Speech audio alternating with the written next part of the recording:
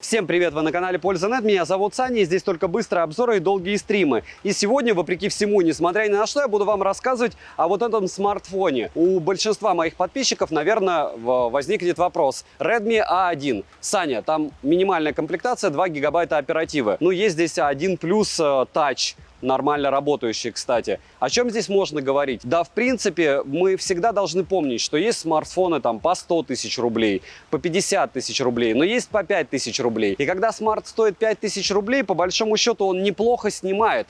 И я даже не скажу за эти деньги. Почему? Потому что у меня есть топ-10 смартфонов до 10 тысяч, до 15, до 20, до 25, до 30, до 35. И, в принципе, вне ценовых категорий, притом они свежие.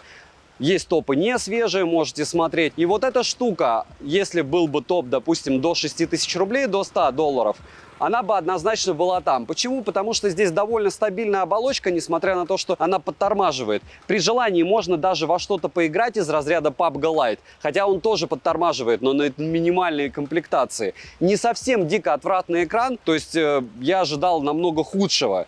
И он неплохо снимает за свои деньги. Что фото, что видео. Это, конечно, мое субъективное мнение, и многие могут с этим не согласиться. И, разумеется, альтернативы есть из разряда Narza, Narza 50, Narza 50i, но и это шик, блеск, красота. Смотрим. Распаковка. Поставляется данная модель в бюджетной белой коробке с изображением самого смартфона, названием и краткими характеристиками. Пакинг неплохой. В комплекте мы имеем краткое руководство, ключ для извлечения слота с сим-картами, кабель USB-A на micro-USB, что, конечно, вообще не радует. Блок питания на скромные 10 Вт. Сам смартфон выглядит привлекательно. Минус только за разъем micro-USB. Отсутствие чехла, и здесь у нас сканер отпечатка пальцев на тыльной части смартфона. Многие, кстати, к этому и привыкли. Весит смартфон 192 грамма. Как многие говорят, зачем вам вес? iPhone 13 Pro Max попробуйте в руке подержать. Понятно, развесовка, понятно, надо ходить в магазины, но все же. Размеры 164 мм на 76 на 9 мм. Русский язык в стоке. Слот полноценный, прорезиненный на 2 сим-карты и карту памяти до целого терабайта. Розыгрыши море, читаем описание, какие сейчас актуальны. Постоянные, разумеется, 5 Mi Band 6 серии. Разыгрывается за лайк, подписку и комментарий к любому видео. Не забудьте подписаться на телеграм-канал взаимопомощи, телеграм-канал скидок, там просто море великолепных предложений во время сейлов, потому что во время сейла вместо промокодов AliExpress что делает? Правильно, он просто опускает внутренний курс доллара, и мы получаем практически везде ого-го, какие приятные скидки. Хотя это не скидки. Но это лирика. Пишем в комментариях, что бы вы еще хотели увидеть на обзор. Подписываемся с колоколом. Перейдем же наконец к смартфону. Приобрести данный смарт можно в черной, зеленой и синей расцветке. Тыльная часть текстурная и не маркая. Тактильно неплохого. В руке лежит удобно, из рук стремительно не выскальзывает. Сборка в целом хорошая. Без чехла носить, кстати, удобно. На корпусе расположена кнопка питания, качели регулировки громкости, сканер отпечатков пальцев, разъем micro-USB, микрофоны, динамики основной разговорный. Звучание здесь, разумеется, моно. И для моно оно не совсем мрачная, кстати. Притом есть ощущение стерео, потому что в роли динамика одного выступает разговорный. Далее есть мини-джек, а вот ИК-порта нет. Официально защиты от влаги, разумеется, нет. Оснащен IPS Dot Drop дисплеем на 6,52 дюйма с разрешением 1600 на 720 пикселей HD+, соотношение сторон 20 к 9, матрица экрана абсолютно плоская, плотность пикселей скромная, 269 ppi, яркость 400 кандел на метр квадратный. При прямом попадании света на экран яркости не хватает. В целом, что и стоило ожидать от IPS-ки. Частота обновления экрана 60 Гц. Далее, мультитач поддерживается, и экран берет все 10 пальцев. Разблокировать экран можно при помощи сканера отпечатков пальцев, который находится на тыльной части смартфона, и распознавания лица. Сканер отпечатков пальцев работает хорошо, но не быстро, и не сказал бы, что великолепно. Промахи проскальзывают, но редко. Распознавание лица срабатывает также неплохо. Угол, под которым смартфон может распознать лицо, небольшой, так что лучше разблокировать, держа смартфон прямо перед лицом. Подбородок внизу экрана есть, и он не маленьких размеров. Экран в общей картинке обычный, ничем не примечательный. IPS не яркий, без вреда для глаз. Но есть поддержка режима ночная подсветка и даже небольшое количество настроек экрана и интерфейса. Летим дальше. Процессор MediaTek Helio A22 с техпроцессом 12 нанометров, с 4 ядрами, максимальная частота которого 2 ГГц. Графический процессор PowerVR GE8320, интерфейс Android 12 Go Edition, оперативная память LPDDR4X, что неплохо неплохо, но всего лишь на 2 или 3 гигабайта. Внутренняя память, как вы понимаете, ужасно, eMMC 5.1 и на 32 гигабайта. Обвес довольно бюджетный, имеется поддержка Wi-Fi только на 2,4 ГГц. 5G сети смартфон не поддерживает, а для 4G есть бенды 7 и 20. Кстати, ловил он у меня нормально. Звучание при звонках приемлемое, разговаривать можно и микрофоны отрабатывают не хуже. Датчик приближения, к слову, не подводил. Есть поддержка FM-радио, но только с проводными наушниками. Вибромоторчик слабенький, Bluetooth версии 5.0, не мракобесно, но 3 поколения назад. NFC не поддерживается, из навигации на борту GPS, GLONASS, BDS и Galileo, и GPS-тест показывает точность 1 метр в городских условиях, но определяет смартфон местоположение долго и слетает довольно быстро до 3 метра. Емкость аккумулятора 5000 мАч, живет он довольно долго, заряжается он от 0 до сотки от родного адаптера питания 2 часа 40 минут, что, конечно, не быстро. Беспроводной зарядки нет, что неудивительно, но я должен был об этом сказать. При просмотре видео по Wi-Fi у меня в час уходит не больше 3%, иногда даже меньше. В играх за час уходит, сколько я подсчитывать не буду, потому что максимум будете играть в PUBG Mobile с лагами, и это боль, даже по моим меркам. То есть это убить время где-нибудь в очереди, но не играть точно в змейку. Перейдем же к тестам. Geekbench 5 в сингл-коре 140, в мультикоре 504, в Antutu выдал результат в супер нереально маленькие 94 тысячи попугаев, Storage тест же показал 10 тысяч. 40-минутный стресс-тест прошел вовсе не идеально, результаты вы видите. Опять же, проц, внутренняя память, не фонтан. Основной на 8 мегапикселей с доп-объективом QWGA с разрешением 248 на 328 пикселей. Ко всему имеется двойная LED-вспышка, максимальное разрешение для съемки 1080p 30 fps. Стабилизации на борту, к сожалению, нет. Фронтальный сенсор на 5 мегапикселей, находится он в кампелевидном вырезе верхней части экрана по центру. Максимальное разрешение для съемки видео 1080p 30 fps. Качество фото и видеосъемки по большей части такое же, как у других смартфонов в данной ценовой категории. То есть таба нет вообще никакого и нигде. В стоковой камере есть минимальное количество различных доп. Режимов. Короткие примеры вы, разумеется, сейчас увидите.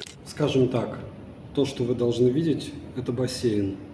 Вот такая ночная съемка, и, разумеется, ее использовать можно исключительно в целях потроллить людей. Вот там море, но его особо-то и не видно.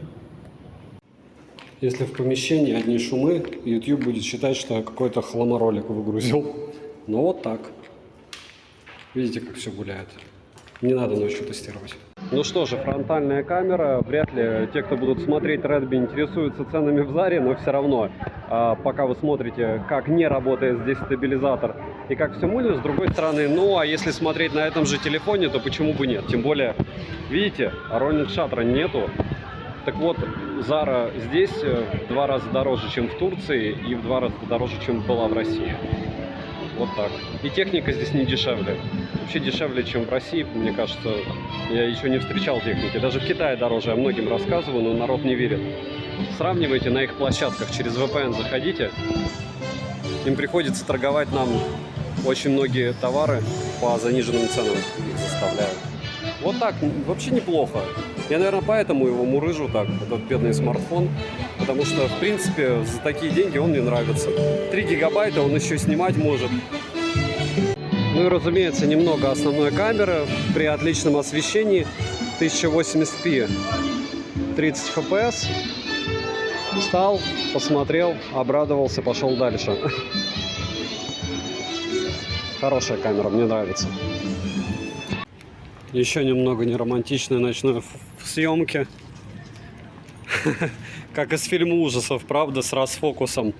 Встать, снять, пойти дальше. И вот так вот будет работать фронталка. В принципе, у супердорогих устройств примерно плюс-минус такое же несмотрибельное чудо в ночное время без освещения. Посмотрите на Asus Zenfone 9, обзор на Xiaomi 12T Pro. Плюс-минус те же тапки, только в профиль. Немного видео это смартфона.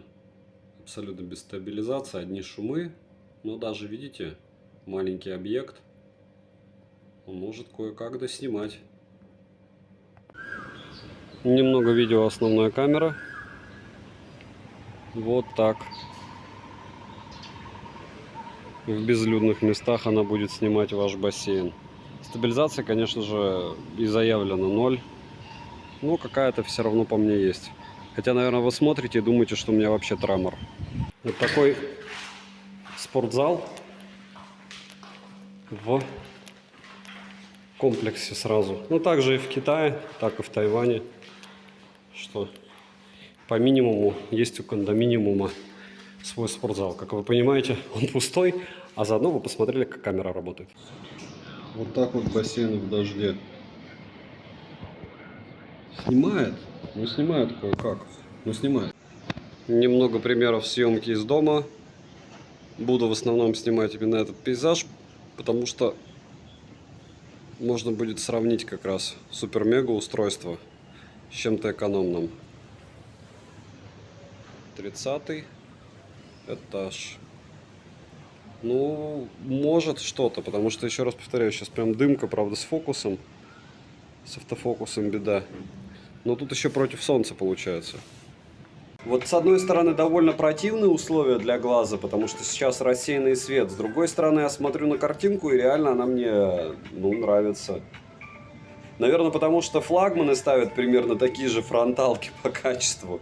Либо потому что я не вижу все это дело на большом экране. А к чему я? Ну, вот так фронталка отрабатывает у супер-мега-гипербюджетника, у которого даже не дырка в экране, а капля. Минусы: нет ИК-порта, скромная зарядка, хотелось бы 60 FPS для основной камеры, нет NFC-модуля, нет чехла в комплекте, экран с HD-качеством не радует, и разъем microUSB. Цену можете посмотреть по ссылке в описании к видео, если промокоды посмотрите в моем телеграм-канале по ссылке в прикрепленном комментарии. Вдруг на момент вашего просмотра появятся скидки, я туда обязательно скину промики. Не забудьте подписаться на канал и написать в комментах, чтобы вы еще хотели увидеть на обзор. Любые комментарии, которые вы пишете от 5 слов, помогают каналу. Огромное спасибо всем, кто помогает. Вот смотрите, данных типов смартфона просто море. Вопрос, зачем он вам нужен? Если как звонилка, да. Чтобы играть, однозначно нет. Почему? Потому что даже PUBG Mobile Lite идет довольно сложно. Смотреть какие-то вещи, переписываться, даже YouTube. The best of the best. Почему? Потому что это новый смартфон, потому что будет чуть дольше поддержка, потому что здесь нормальный сканер отпечатков пальцев, но это только на Али, только во время лютого сейла и опять же выбирая. Как правильно говорят, добавьте 2000 рублей какие-нибудь нарзовские праймы можно будет взять,